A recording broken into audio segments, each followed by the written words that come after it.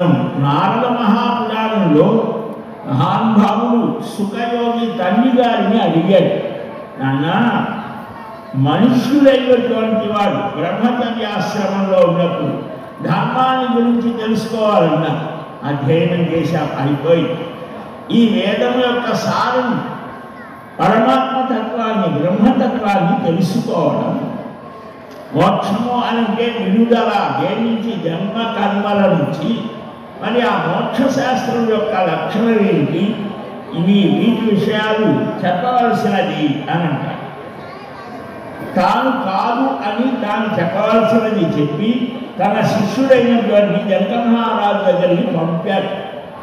అక్కడ ఉన్నాం మనం. ఇదే మహాభారతంలో కూడా శాంతి పర్వంలో వస్తారు.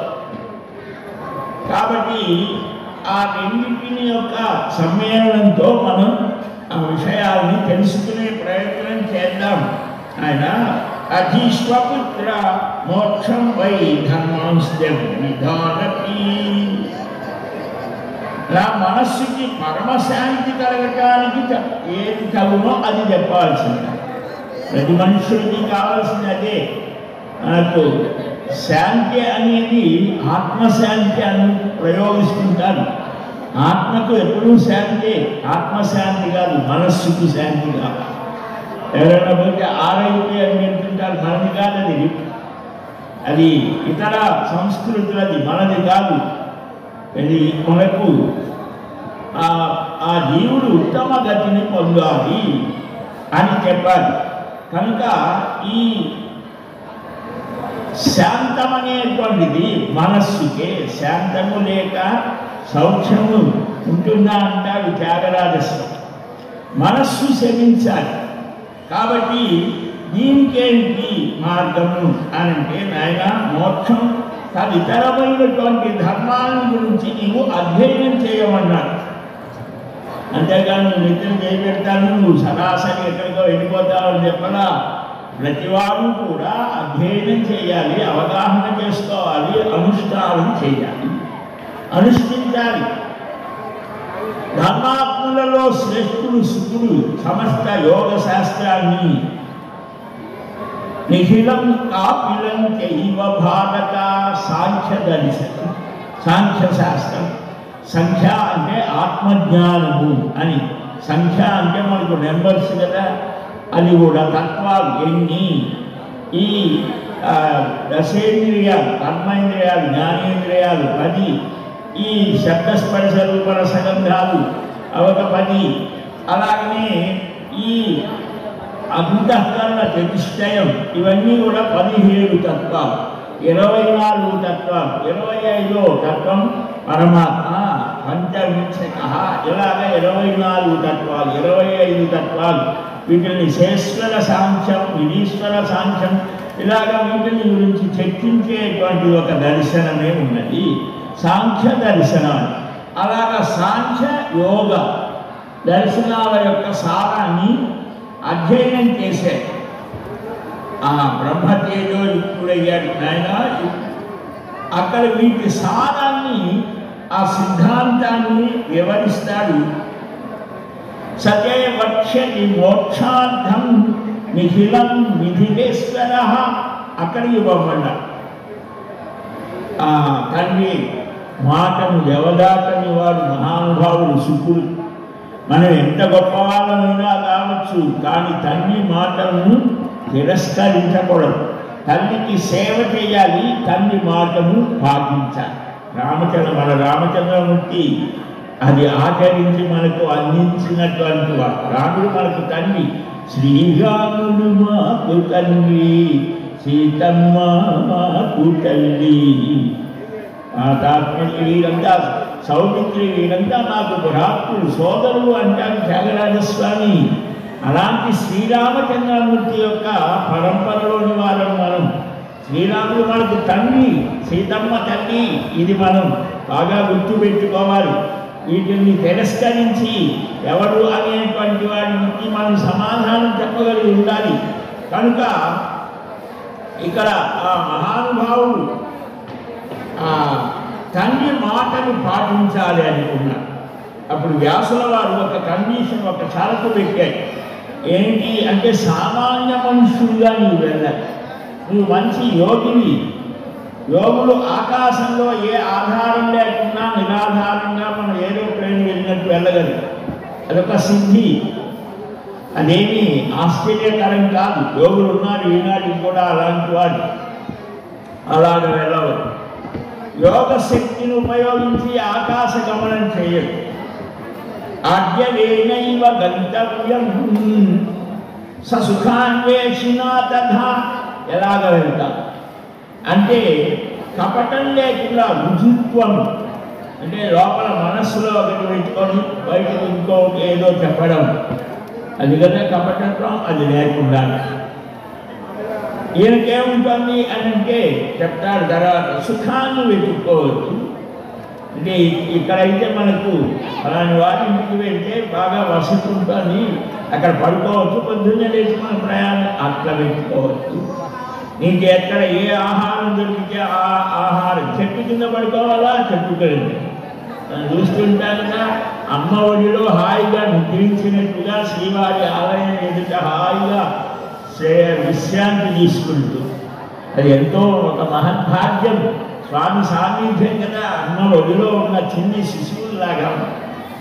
అలాగా నేను చెట్టు కింద ఎక్కడ పడితే అక్కడ ఉండు అని నిర్దేశించారట సుఖలాల సత్వంలో.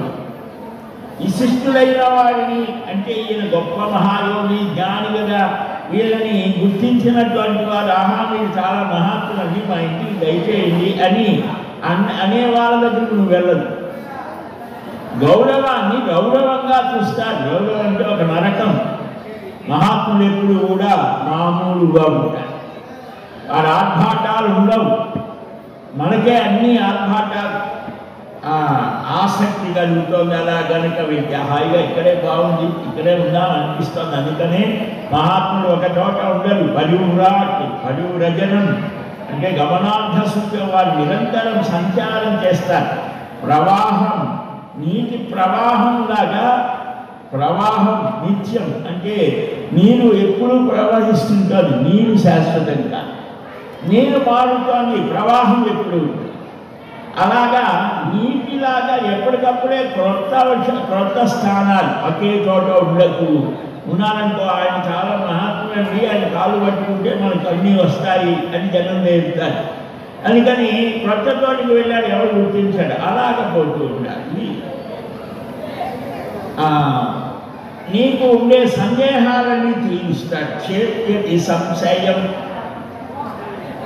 సధర్మ కుశలో రాజా మోక్ష శాస్త్ర విశారద. జనక మహారాజు చాలా గొప్పవాడు, పరిపాలన చేస్తూ ఒక రాజుగా ఉండి ఋషిత్వాన్ని పొందినటువంటి వాడు. వాస్థిత జనకాదయ. భగవద్గీతలో శ్రీకృష్ణ స్వామి అంటాడు కర్మలైవ హి సంసిద్ధి. ఇక్కడ కర్మాచరణ చేస్తాడు, రాజ్య పరిపాలన చేస్తాడు. రాజ్య పరిపాలన అంటే ఎంత ఒత్తిడి ఉంటుంది ఇవాళ మనం చూస్తున్నాం కదా. ఆ పరిపాలన చేయటానికి అనేక రకాలైన స్థితులు ఉంటాయి. మరి ఇవన్నీ ఒక ప్రక్క, ఇంకొక ప్రక్క మోక్ష ధర్మ చర్చ చేస్తూ ఉంటాడు ఎప్పుడు కూడా. ఒక యాజ్ఞవల్క్య మహర్షి, మరొక మహర్షి, ఇలాగా అష్టావక్రుడు, వీరందరితో చర్చలు చేస్తూ ఉంటారు, జ్ఞానానుష్ఠాన సంపన్నుడైన వాడు. కాబట్టి ఆయన దగ్గరకు వెళ్ళు. మోక్షశాస్త్రంలో ఆయన పండితుడు. యాజ్ఞో మమ సయద్బ్రూయాత్ తత్కార్యమవిశంకయా మోక్షశాస్త్ర విశారద. అలాంటి ఆయనను కలుసుకో అనంటే ధర్మాత్ముడైనటువంటి సుఖముని మిథిలా నగరానికి బయలుదేరి. ఈనాడు మనకున్న బిహార్ ప్రాంతమే మిథిల. అక్కడికి బయలుదేరాడు. సీతమ్మ తల్లి ఆవిర్భవించినటువంటి స్థానం. చతుస్సముద్ర ముద్రితమైన భూమండలాన్ని దాటి ఆకాశ గమనంలో వెళ్ళటానికి సామర్థ్యం కలిగిన వాడైనా కాలినడకనే బయలుదేరి. అలాగ బయలుదేరి మార్గ మధ్యంలో అనేక పర్వతాలు, నదులు, వనాలు, క్రూర మృగాలు, సర్పాలు ఉన్నటువంటి మహా అరణ్యాలన్నీ కాలినడకతో దాటాడు. ఆయన ఎక్కడ మేరు పర్వతం దగ్గర ఉన్నాడు. ఈ సర్వ భూమండలానికి ఒక సెంటర్ పాయింట్ అన్నమాట. మేరు పర్వతము, సిమేరు అని కూడా అంటే అక్కడ బంగారు శిఖరాలతో ఆ కొండ అది మధ్యస్థానం. దానికి దక్షిణంగా ఉన్నాం. ప్రతిరోజు కూడా మనం చెప్పుకునే సంకల్పాలు పూజలు కానీ ఏమి చేసినా మేరో దక్షిణ దిగ్భాగే అని జరుగుతూ ఉంటారు. ఆ అర్చక స్వాములు కానీ పురోహితులు కానీ మన చేత వైదికమైన క్రియాకలాపాలు చేయించేటప్పుడు. కాబట్టి మేరు పర్వతం నుంచి బయలుదేరి ఇలా ఉంట వర్షం, హరివర్షం, హరిమవత కింపుంష వర్షం. వర్షం అంటే దేశం, ప్రదేశాన్ని అది దాటి భారత వర్షంలోకి అడుగుపెట్టారు. ఆ హిమాలయాలకు పైన ఉండేటువంటిది. అక్కడ చీన హూన నిషేధితాన్, చీన హూన ఆ దేశాలు, చీనా అంటే ఇప్పుడు చైనా అని కూడా అనుకోవచ్చు. అంటే మన హిమాలయాలు దగ్గరే కదా, ఆ ప్రాంతంలో కూడా కొంత భాగం మనదే ఒకప్పుడు. హూన దేశాలు అవన్నీ దాటి ఆర్యావర్తమిమం దేశం ఆజగామ మహాముని. హిమవత్పర్వతం, ఇంద్ర పర్వతం, ఈ మధ్యప్రదేశానికి కూడా ఆర్యావర్తము అని పేరు. దానికి తర్వాత ఉన్నటువంటిది ప్రదేశం దక్షిణాపథం ఇలాగా ఉన్నాయి. ఆ ప్రదేశానికి వచ్చారు. ఆలోచన చేస్తూ పాదయాత్రతోని ఇక్కడికి వచ్చారు. దాటుతూ ఉన్నాడు ఆయా ప్రదేశాలు. పట్టణానికి రమ్యాని అలాగ వస్తూ ఉంటే త్రోవలో పెద్ద పెద్ద మంచి మంచి సిటీలు కనిపించాయి, పట్టణాలు. సర్వ సంపత్ సమృద్ధమైన నగరం. నగరం వేరు, పట్టణం వేరుగా ఇప్పుడు కూడా. అలాగా అనేక రకాలైన రత్న సౌధాలు అన్నింటినీ చూసి చూడనట్టు అయింది. అంటే ఎందుకు చెప్పాడు గురువు గారు వ్యాస మహర్షి అంటే, సహజంగా మనుష్యుడైనటువంటి వాడు సుఖమావలసు అంటే సుఖంగా ఉండటానికి ప్రయత్నం చేస్తాం మనం అందరం. ఈ సుఖానికి కాకుండా కష్టాలను పిలుస్తారట మహానుభావం. భాగవతంలో కుంతీదేవి అంటాను, కృష్ణ నిన్ను మరపింప చేసేటువంటి సుఖాలు నాకు కష్టాలు. నిన్ను కష్టంలో ఉన్నప్పుడే కృష్ణ అని నిన్ను స్మరిస్తాను. ఎక్కడ ఎవ్వరు కూడా ఇలాగా అడిగిన వాళ్ళు లేరు కృష్ణుడిని. కష్టాలు ఎవరైనా కోరుకుంటారా? కానీ ఆమె ఫిలాసఫీ, ఆమె సిద్ధాంతం ఏంటి? సుఖంలో ఉన్నప్పుడు నువ్వు ఉండవు, నేను వెళ్ళిపోతానంటున్నా. కష్టంలో ఉన్నప్పుడు మా దగ్గర నువ్వే వస్తావు, నీ స్మరణ మాకు జరుగుతుంది. ఎక్కడ కృష్ణ అని కేక పెడితే అక్కడ నువ్వు పిలిస్తే పలికేటువంటి వాడు. కాబట్టి మాకెప్పుడు కష్టాలు లేవు. మహానుభావులు కూడా ఎప్పుడు సుఖాన్ని కోరడు. అల్లిరి ఇప్పుడు సుఖాన్ని కోరేది ఎవరు? మనమే. ఇంద్రియాలకు సుఖం కావాలి, శరీరానికి సుఖం కావాలి. ఎండ ఎక్కువైనా తలనొప్పే, వర్షాలైనా ఇబ్బందే. ఎప్పుడైనా సరే ఏదైనా ఎక్కువైతే మనం చాలా శ్రమ పడిపోతాం. ఎప్పుడు మధ్యమ మార్గంలో హాయిగా ఉండాలండి అంటారు. కానీ ఈయన అలా కాదు. అలాగ ఉద్యానవనాలు, భవనాలు, ఆలయాలు, ఎన్నెన్నో రత్న స్థగితమైనటువంటి స్థానాలు చూశాడు. వేటి మీద అపేక్ష కలగలేదు. సో అతిరేణైవ కాలేన విదేహాన ససాదః.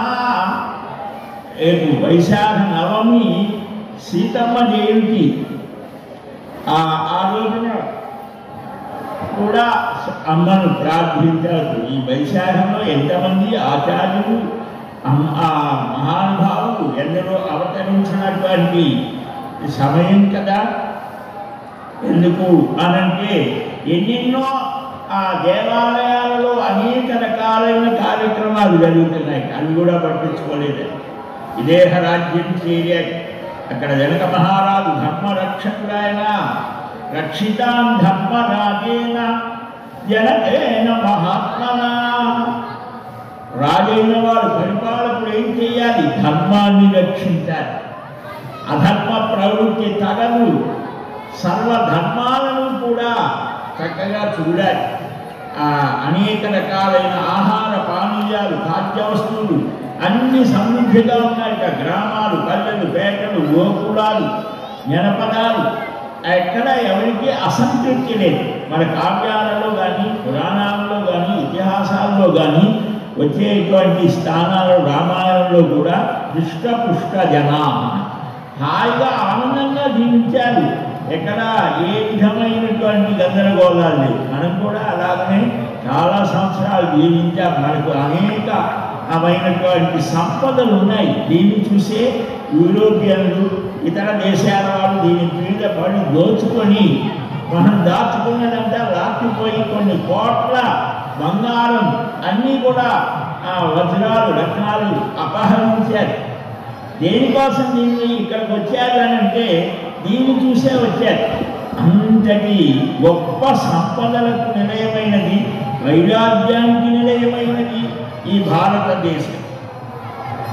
ఈ ధర్మరక్షకుడు ఆ జనక మహారాజు సర్వసమృద్ధమైనటువంటి ఆయన రాజ్యాన్ని చూసి పచ్చని పంట పొలాలు శాలి యవసై హంససారసేవికం, పచ్చని పంట పొలాలు, పచ్చిక బయళ్ళు, శాలి క్షేత్రాలు, హంసలు, వెగురు పక్షులతో శోభించే సరస్సులతో ఆ విదేహ రాజ్యం ఉన్నది.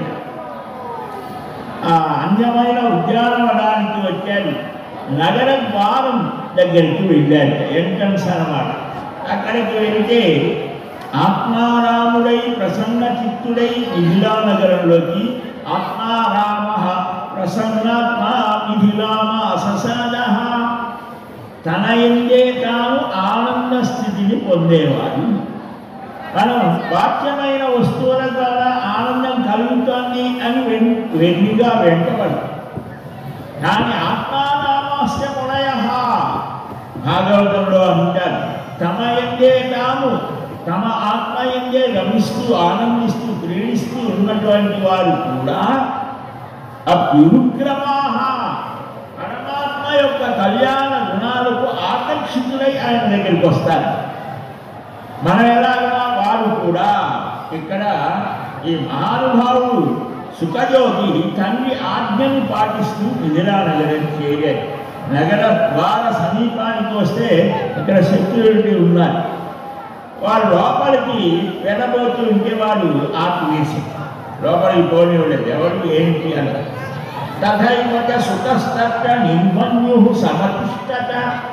అక్కడ తన ఐడెంటిటీ ఏమి ఉపయోగించలే. నేను మీ రాజుగారికి గురువు గారు మా నాన్నగారు మా నాన్నగారు అంటే ఎంత గొప్పవాడు, నేను వెళ్ళనివ్వరా అని కోపం తెచ్చుకోలేదు అని ఆపేశాడు. అసలు అలాగనే ఏ విధమైనటువంటి అజాతపాధ్వాంస సంతప్త సంతప్త చుక్తిపాసాశ్రమాన్విత, ఏ విధమైన బాధ లేదు, కోపం లేదు. మన్యు అంటే కోపం, పరమశాంతంగా ఉన్నాడు. ఎండ వల్ల కానీ ప్రయాణం వల్ల కానీ ఏ విధమైన బాధ కలగలేదు. ఆకలి దప్పికలు ఆయనను బాధించలేదు. ఎండకు తప్పించలేదు, వాడిపోలేదు, ఎండ నుంచి తొలగిపోలేదు. అలాగే నిలబడిపోయాడు. నీ ఇష్టం పంపించకపోతే ఇక్కడే నిలబడిపోతాడు. మన వాళ్ళు ధర్నా చేస్తుంటారు కదా, అట్లాగా అక్కడే నిలబడిపోయాడు. ఆ ద్వారపాలకులలో ఒకరికి పాపం మనిషి అంటే ఇది మహాత్ముడు కదా, మహాత్ముల యొక్క సన్నిధానంలో మన మనస్సు శుద్ధమవుతుంది, సత్వగుణంలోకి పోతుంది. ఆయన చూశాడు, నేను ఎవరో మహానుభావుడుగా మనం పొరపాటు పడ్డాం, మన ప్రవర్తన తప్పు అని బాధపడ్డాడు.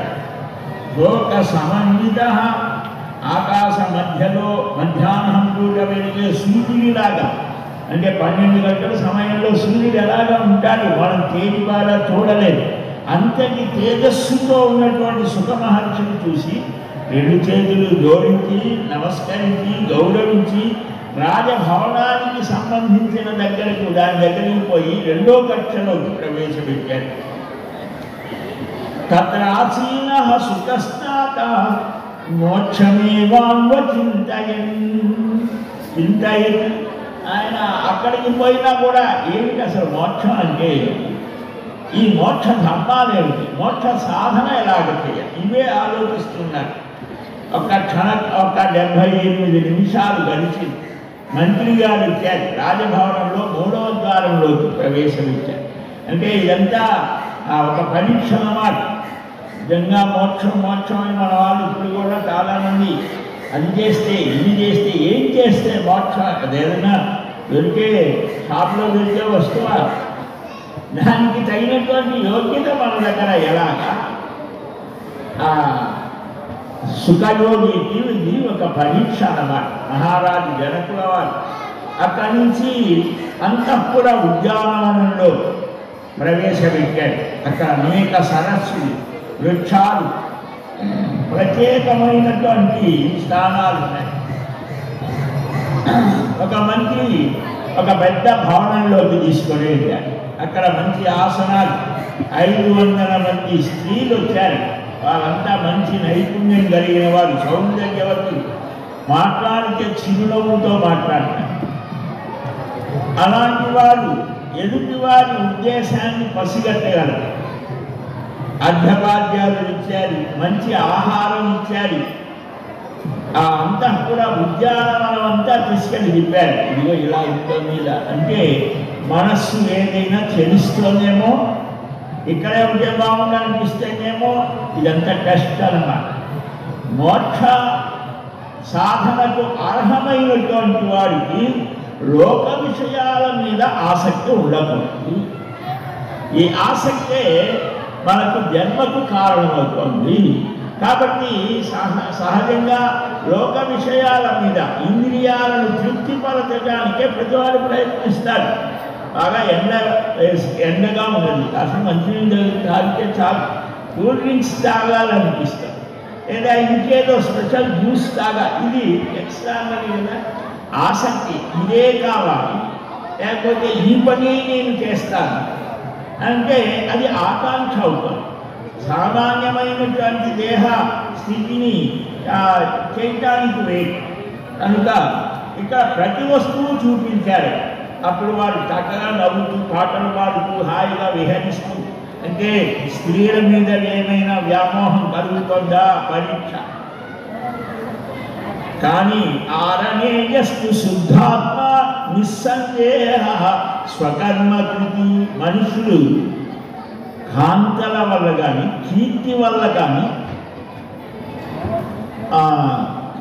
కాంచన, బంగారం, ధనం, కీర్తి, ఇలాగా వీటిలో ఇవి దాటడం చాలా కష్టం. ఒకటి దాటాడు బంగారం మీద, లేదా ధనం వ్యామోహం వాడికి ఉన్నదనుకోండి, ఇంకొక వ్యామోహం ఉంటుంది, ఇది కూడా ఉన్నదనుకోండి, కీర్తి కాంక్షం. తన గురించి 10 మంది చెప్పుకోవాలి, ఓ పెద్ద ప్రసిద్ధి పొందాలి, ఇది దాటడం చాలా కష్టం. కాబట్టి ఇవన్నీ పరీక్ష. అరణీగర్భ సంభూతుడైనటువంటి అంతఃకరణం పరమ పవిత్రమైనటువంటి ఆ మహానుభావుడు సుఖయోగి, ఇంద్రియ విజేత, హితక్రోధ, కోపాన్ని జయించినటువంటి వాడు, సందేహరహితుడు, ఎవరిని కోపించడు. అలాంటి మహానుభావుడు, మహాసౌందర్యవతులైనటువంటి ఆ కాంతలు దేవతలు కూర్చోదగినటువంటి ఒక మంచాన్ని చూపించారు. రత్నాల చేత నిర్మితమైనది, మెత్తని పరుపులు ఉన్నాయి. సాయం వేళ అయిందనమాట. ఈ టెస్టింగ్ అయ్యేసరికి సాయంత్రం. ఆ సాయంత్రం వేళలో ఈయన మంచి ఆహారం ఇచ్చారు పడుకోవటానికి. ఇప్పుడు హోంబేట్లాగా రత్నస్థలితమైనటువంటి మెత్తని పరుపులు, హంసతూలిక తర్పం అంటారే, పడుకుంటేనే చాలాలాగా మనం చూస్తుంటాం అడ్వర్టైజ్. అలాగా అది సంవత్సరం కూడా ఉండదు. కానీ ఇవి అలా కాదు, ఈ స్థానంలో పడుకోమని చూపించారు. కానీ ఆయన ఏం చేశారు, కాళ్ళు చేతులు కడుక్కొని సంధ్యావందనం చేశారు. సుఖ సంధ్యా ఉపాస్యక. సూర్య అస్తమాన సమయంలో, సూర్యుడు ఉదయించే సమయంలో మనం నిద్రించకూడదు. అది కూడా ఒక మహాపాపం అన్నారు. ఆరోగ్యమి.